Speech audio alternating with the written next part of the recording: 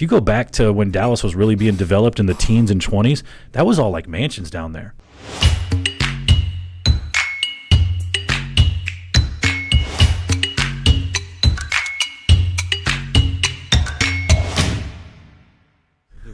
We're talking about top 10 neighborhoods in Dallas. Top 10 neighborhoods in Dallas. And the great thing about this search was when we went, we had our own idea of what the top 10 neighborhoods were, but we're like, let's go to the interwebs and see what they say.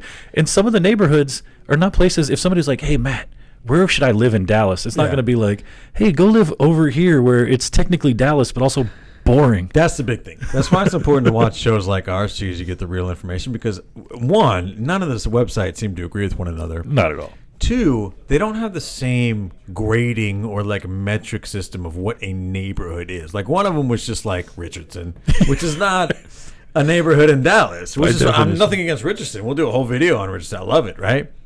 But if we're talking not neighborhoods in Dallas, this one was like, this isn't technically a neighborhood, but you should live here. It's like, all right, if we don't have a level playing field, this is all just bananas, right? All of them, and the greatest thing about it too was all of them started with the same top two, right? It's always the Park Cities.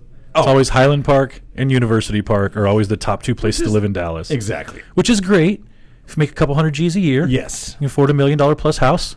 It's awesome. We sell lots of real estate there. But objectively the best neighborhoods to live in, sure. Schools are amazing. Just like Soho is the best neighborhood to live in. If you make $3 or $4 million a year, and that's where you can afford to live or whatever. So like we're gonna make a realistic list. Exactly, and we don't deny it, right? Like Highland Park is amazing. I've sold houses there. The houses are beautiful. The schools are amazing. We want to dig into some other neighborhoods that maybe aren't as obvious. For all intents and purposes, it makes more sense to talk about neighborhoods that you don't have to make $500,000 a year just to sniff. Right? Sure.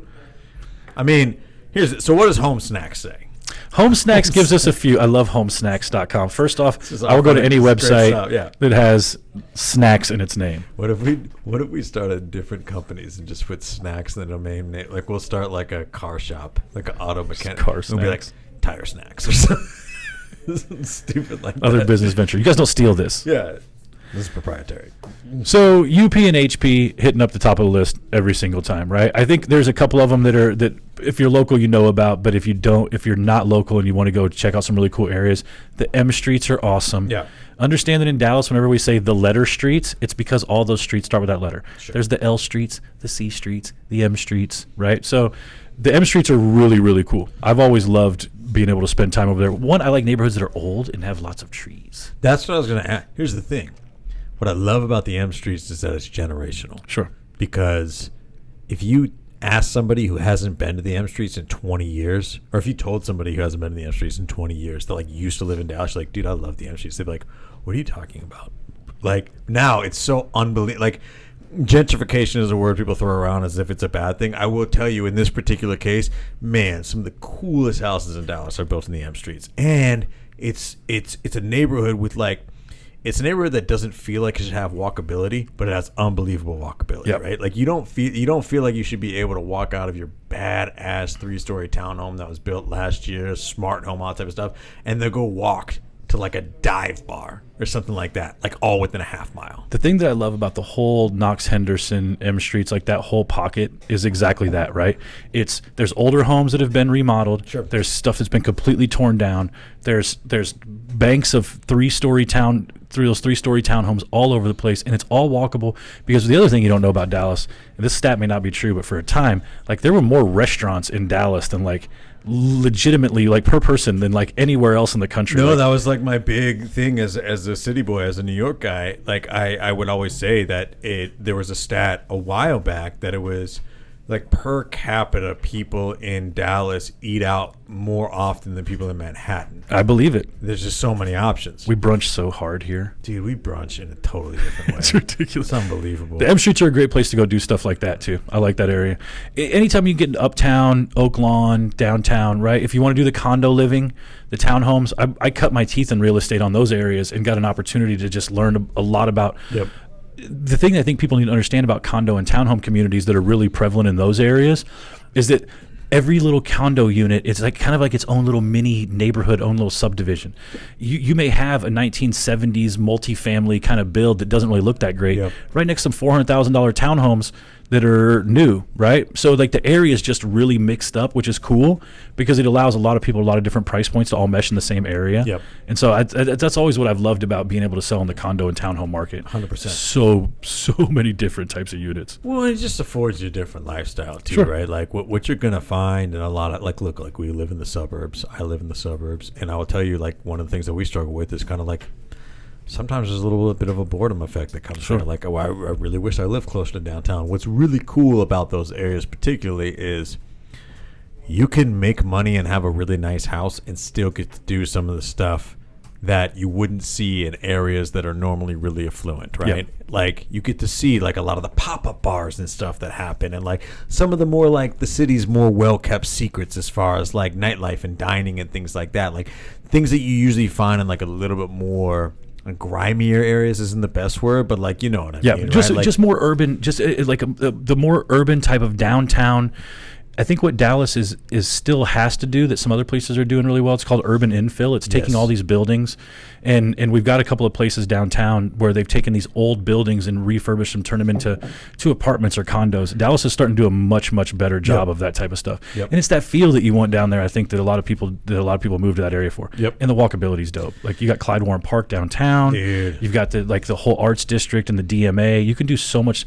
Like if you just want to go down and eat food trucks all day long in the spring, like before it gets 9,000 degrees, you can just go hang out at Clyde Warren Park. Bro, we went to Clyde Warren. So the Clyde Warren does the summer movie series where they put the big inflatable screen up. We went to Clyde Warren in August. Like, I've been there, but obviously we go there all the time, but we went there for the movie in August, and like it was there showing The Incredibles 2.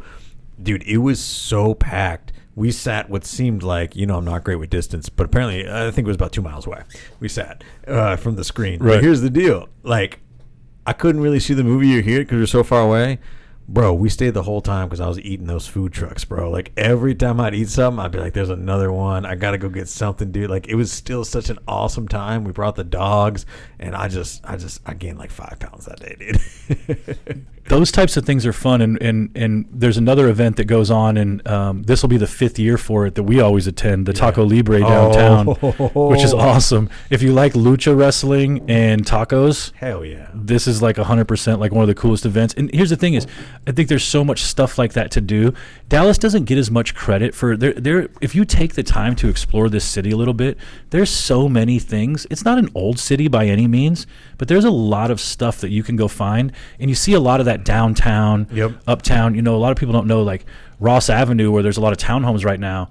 If you go back to when Dallas was really being developed in the teens and 20s, that was all like mansions down there. Not so much in the 20s, but in the teens, all of that area where there was townhomes, that was all huge mansions, and that was the original jumping off point. Hell, man, you used to go like much further north of like, trying to think of a good street, and you would have been in North Dallas, Yeah, right? exactly. Which now is almost downtown. North Dallas used to start at like Lemon. Yeah, exactly. The other thing too, I think that's important to acknowledge. A lot of people don't. DISD's school system is struggled for years, right? It's the public schools are not equal across the board, unfortunately. Right. So school districts drive so much of the movement, Sure. especially south of 635. Because we're talking about Dallas, guys.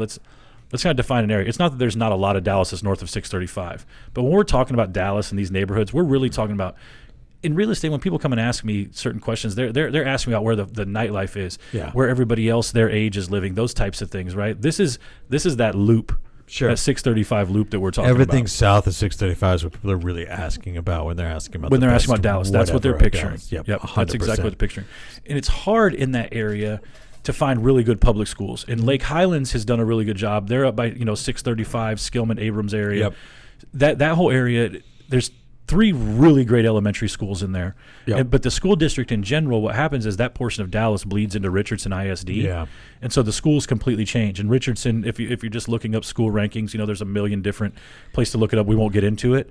But Richardson has better schools according to the court of public opinion. Sure. And some of the elementary schools in that Lake Highlands feed into Richardson ISD. And here's the thing, man. Whether it's your kids or whatever, like the court of public opinion matters, especially for your real estate values. So, yeah, maybe even if you don't have kids, or even if you're not a person who really is heavy into what school district or whatever, when you go to sell that house eventually, that Richardson ISD does matter because it's going to get you more money than the Dallas ISD for sure. My favorite neighborhood's Preston Hollow by far, though. So is this number? Are we doing this in any particular order? Look, I assume maybe you'll slap some numbers up here on these I'm not things. even sure we're going to get 10. Here's the deal. 20. There could be this. I don't even know if we should put a number on this video. How many? Hypothetically, this is number 9 because we mentioned M Streets and now we're mentioning Preston. And we Hollow. mentioned Uptown, Downtown, and Oaklawn all in one. And candidly, those are 3 separate neighborhoods with 3 separate other things. Like I said, no particular order. Preston Hollow is an incredibly unique neighborhood to me. Because here's the deal. It's one of those that sort of falls in at the beginning. We were talking about, we don't want to talk too much about Highland Park and UP. We'll touch on those. But if you don't have a ton of money, it's silly to even Preston really Hollow's say. kind of the same way. Preston Hollow's pretty expensive. Here's the deal. That you can get 6,000 square foot estates in Preston Hollow. You can also get a really nice remodel for 500. It's going to be 1,500 square feet. But there are a lot of young professionals coming into Preston Hollow right now and buying up. They just used to have those row homes almost. They're not row homes, but you know what I mean? Like the 50s and 60s builds that are just totally getting remodeled right now. And they look amazing. And you can get into that neighborhood for less than 700, which didn't used to be the case. So you've got a ton of the cool thing about Preston Hollow, I think its connection to old Dallas. I went down this Wikipedia rabbit hole years ago about the history of Dallas. Yeah.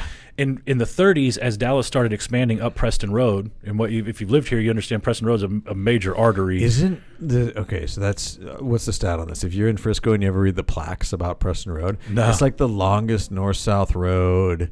It was an old cattle run. Really? But yeah, Google that because I got to do the video thing. But Google Preston Road, longest north-south road or something. Something will come up. Well, and I even think too until the mid 40s, Preston Hollow was its own thing. It wasn't a part of Dallas. And then it became a part of Dallas because its connection to Dallas was the Preston Road, legitimately Preston Road, right? Here's what I like about Preston Road, and I think this is a really important thing for people to understand about Dallas in general, is that the lot sizes matter a lot. Yep. And what we don't have here is especially when we define that area south of 635, we don't have a ton of large lots. Think of large lots in DFW very similar to a diamond that's 1 carat or larger. Sure. Right? Under 1 carat, it's easy to find decent clarity, decent cut, decent whatever the other things you measure diamond bar. As soon as you get that lot size that's pushing an acre, maybe even smaller than that, honestly, maybe 3/4 of an acre in Dallas, you start really running into a thing where there's just not a lot of them, and the price of the dirt goes up exponentially, and it no longer becomes relative. Yep. One area we have not really spoken about is Forest Hills over off of White Rock Lake and all the properties that surround that. You start looking at some of those major first 4 streets, San Fernando, Forest Hills Boulevard, Santa Clara, and San Benito. There's first 4 streets. The lot size in there are massive. Yep. And for a time, 3 or 4 years ago, people were paying out of the nose just for the dirt, and the market didn't really support kind of what some of those were doing. It's cooled off a little bit. Now there's more inventory over there. But that whole area around White Rock Lake, too, is just – those are really – Preston Hollow and White Rock Lake, those are the areas in Dallas where you can get really good-sized lots. Bluffview has them as well. Devonshire has them also. Man, we were looking at a house the other day right on the lake. And here's the thing. It was more north side of the lake. But, Forest Hills, that's a great example of – for a while, you're 100% right. You're going to get larger lots and stuff like that over there. The market over there was super hot for a long time. It's like you said, it's cooled off a little bit now, but for a long time, at least a half decade or so, that was a really, when a lot of people started coming in and scraping lots and building custom homes and things like that. That was such a hotbed because people still had this idea that the infrastructure to get to downtown and stuff either wasn't there or was a longer commute or something like that. It's not at all, it's not bad dude. At all it's not bad at all. Not by city standards. And that's what happens, dude. We have little pockets of this city that kind of open up from time to time, right? That either have a new development coming in or new infrastructure coming in or something like that. It's kind of the same thing with Casa Linda, right? Yep. That was a ghost town for a long time. And here's the reality is if you're in Casa Linda, you're going to see a lot of really, really nice homes, and it's kind of one of the areas of the city that sort of mirrors a lot of other major metropolitan areas where if you go 3 blocks in the wrong direction, you're in a totally different area now. And that's because, all of that was a no man's land for a long time. Now the commute is so easy, it's much more desirable now. Much more desirable. I really again, I think because we're such a young city, We don't have a lot of the really cool architecture. Like last year, we had one of our 100-year-old buildings burned down. Yeah. It had been abandoned for a long time. It wasn't something like people were going into. I think that's one of the big misses. In the area on White Rock Lake, it provides that a lot. What a lot of people don't know, too, about White Rock Lake is I think it was dug out in the early 1900s just from a water resource. Yep. When I was doing that Wikipedia thing, though, I found out that, like, General Rommel's, like, Panzer Division, the POWs, like the Germans that we captured, they were kept. There were a bunch of them kept at White Rock Lake. At the lake? Like at the lake, like in barracks or whatever. Like we took POWs from Germany when we caught them, drug them all the way to Dallas and put them in barracks by the lake. It's so crazy to think about history like that. Like whenever you think about like World War II, you feel so detached from it. It's nuts, man. To be able to stand on the same ground. It's so weird. It's nuts. So like I think there's a lot of cool history in this town that like we just don't talk about a whole bunch. No, not at all, dude. So we have M Street. We're all over the place on Dude, this thing. Casa Linda's got to be in there, I think, as well. Sure. Little Forest Hills. I consider that kind of the same area, right? General area. Lake Highlands, Lakewood, especially. There's all these. I'll tell you. When Lakewood's you get an area. I was just, it's more than a neighborhood; it's an area, right? There's just when you get in that pocket, right, east of 75, north of 30, that little armpit area. And I'll start naming them all because I love them all. Deep Ellum, don't call it a comeback because that neighborhood is seeing a resurgence like you've never seen before. And I love it down there. I used to hate it. I think it's amazing now. We spent a bunch of time down there lately. I know, dude. And I never would have a few years ago, right? Yeah. But then you go out east and that's where you start with your Lakewood areas, right? Your Gaston Avenues and stuff like that. Lakewood is like the San Diego of DFW. No. You know what it is? It's like the Santa Monica of LA. I'll take it. There's a lot of cool shit going on there, right? And it's very trendy.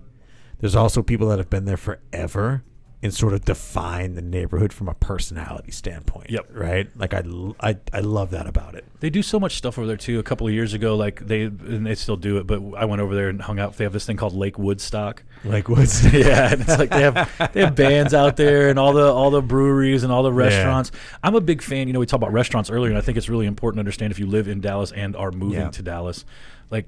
Restaurants are a part of what everybody does, especially in this part of Dallas that we're talking about. I mean, all these restaurants are packed at night. There's a million really, really great ones.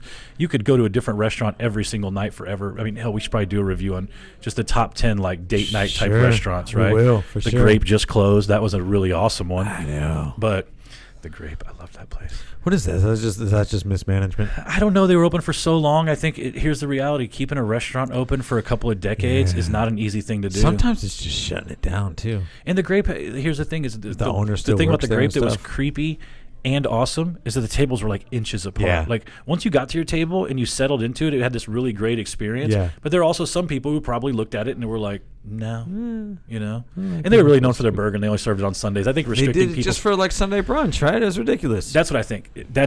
It's ridiculous. Is exactly why I think they failed. People don't want to be told no anymore at all. Like why? Like, dude, I get the burger's novel on a Sunday. Give me the burger every day. Dude, they had best burger in I Dallas know. for like a half decade straight. But was it the best burger in Dallas, or was it the exclusivity that made people think it was really That's the great? thing. If they had it all day, every day, would it have gotten best burger? I never in went on a Dallas? Sunday, so I never I'll be had it. honest I don't with even you. know. We just had Rocket Station the other day. Pretty good. And I thought it was better than great. Line 4 guys over here nodding. Here's the burger was delicious. So Rocket Station, I love it. Coit and Frankfurt was very good. Was it better than grape? Maybe. I haven't had the grape in years. And it's gone now. You ain't gonna have it. Dude, the burger thing is a bit though, right? Have you ever sat down and finished a burger and you're like I've had really good burgers before. Sure. But have you ever had a burger where you're just like, that's literally the best hunk of ground beef I've ever put into my body and soul? Like, no, I've had plenty of dinners where I'm like, that's really good. Yeah. I've never had that transcendent experience where it's just like you can't even, like, I've never had something that was defiantly the best burger I've ever had. I do not think I have had that particular type of experience, Right. but I will tell you, I'm so partial to the burger, like the hangover style burger with like the bacon and the egg on top. Like I want there's every great cheeseburger I've had has almost needed a fork by the time I got to the end of it. I do think that is one requirement. Like don't be like, oh, it fell apart, I got to eat it with a fork. Sure. Whatever, dude. That was so good that I'm scraping the scraps off my plate with this fork right now. I don't even care. One area that we have not even talked about that we would be incredibly remiss if we didn't is Oak Cliff and Kessler Park. Here's the thing. I mean, we're not even. We're not going to touch on a lot of these. Don't get offended if we don't name your neighborhood. Yeah, no, like, there's a million. But if we're really making this informative, like I think we want to try to be. Look, we talked about M Streets, Preston Hollow, Casa Linda, Lakewood, Lake Highlands. All of those are phenomenal areas. The OG is Kessler Park. But yeah, dude. Bishop Arts has so much stuff happening now from a gentrification standpoint, right? Kessler Park has always been there. Yes. Right? Like Kessler Park. It was always a nugget that was just it's in the hills, too. It's just beautiful. Cool. It's just beautiful down there. I was driving a client around the other day, and they were just, when we got out of the car, they were following me, and they were just remarking on how the topography changed. Yep. They're like, where did all these hills and stuff come There's from? hills and trees in Dallas, guys. It's crazy. They exist. Yeah, they're just it's over there, man. It's just these older homes, not even older homes. Well, dude, we've seen some such unique lots over there, dude. Oh yeah. My favorite ones are the ones where like you've got. I mean, it's one of the only areas of real Dallas where you have like back porches that are actually lifted porches off the ground. Yeah. Like we went to one recently that was like a porch that was like 12 feet off the ground and overlooked this backyard that was just all rolling and hilly, and it was just like, it felt like we were in Alpharetta, Georgia, dude. It was crazy. There's really cool stuff like that. I think it took me years to really appreciate this city, and through this whole video series that we're going to do of exploring the Metroplex, like I'm already having to kind of like corral myself in going off on little side tangents about all these other little things I want to talk about, because there are a million hidden amazing parks and things to do.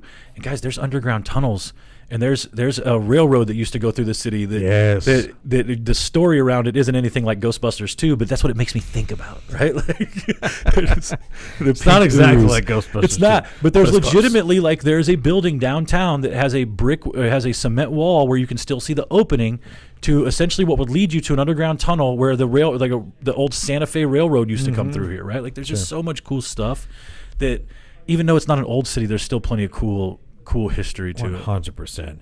Here's the thing. We're going to break it down, right?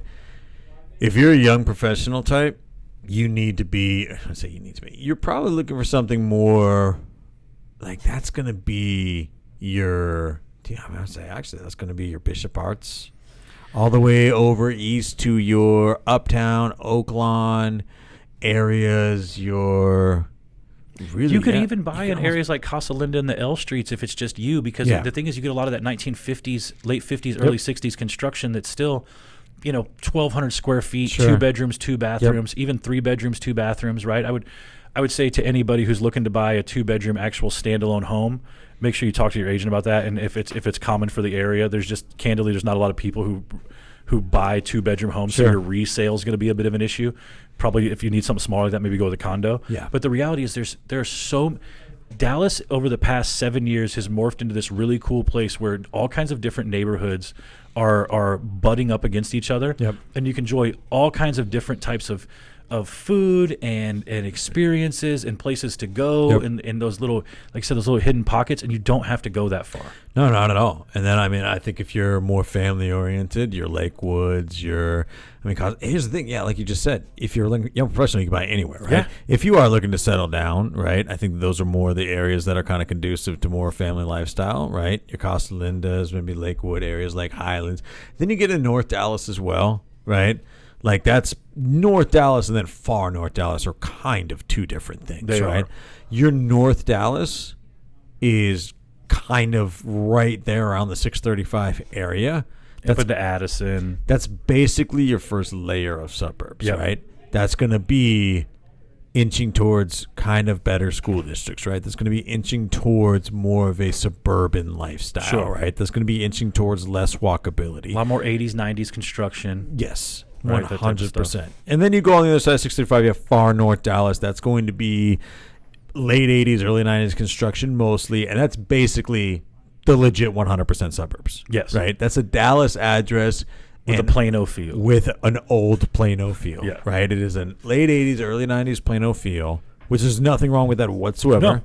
No walkability whatsoever. But you're going to have that more safe, secure, sort of family-oriented lifestyle. It's just it's just a totally different thing, man. Yep. I had some clients move over to the State Thomas area recently, and they bought in that area specifically because they could go down and walk outside and go do whatever We they needed to. forgot about State Thomas specifically, just because that's such a secular neighborhood that's it's almost its own world. And that's what I'm really excited to dive deeper in these videos, and we'll link them all back in. Is for us to really be able to break, because you're absolutely right. Just we can just go break down Oak Lawn by itself, and we can break down Uptown by itself, and we can break down downtown, because what I'm really excited to get into is really specific buildings and really cool area in cool pockets in those areas. Yeah. Because there's a million condos and townhomes down there, and, For sure. and they're all different, but there's some that are awesome. That are dope, dude. There's some that are really awesome. We're going to get more into it. Derek, take us out.